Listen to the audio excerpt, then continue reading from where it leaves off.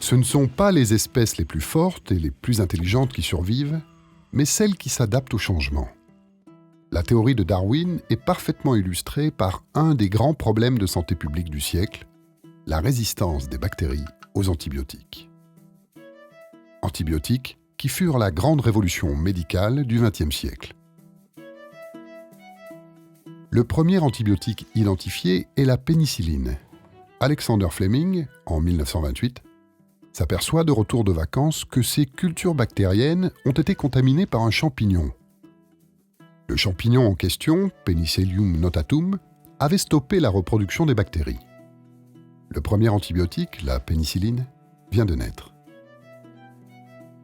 Toutefois, la découverte ne sera exploitée à l'échelle industrielle qu'à partir de la Seconde Guerre mondiale. En 1932, on découvre le premier antibiotique de synthèse, un composé du soufre, le Prontosil.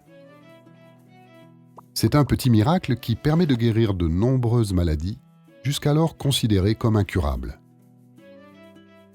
En quelques années, l'industrie pharmaceutique investit considérablement et découvre de nombreux autres antibiotiques. À partir des années 70, le monde médical pense s'être doté d'un arsenal antibiotique complet. Pourtant, on découvre peu à peu que chaque nouvel antibiotique engendre des résistances. Les premières résistances à la pénicilline apparaissent 3 ans après son arrivée sur le marché. Et pour le Prontosil, à peine 6 ans plus tard. Alors que la consommation mondiale d'antibiotiques ne cesse de croître, l'offre de nouveaux antibiotiques stagne. Aujourd'hui, le monde prend conscience que l'antibiorésistance est un problème de santé publique majeur.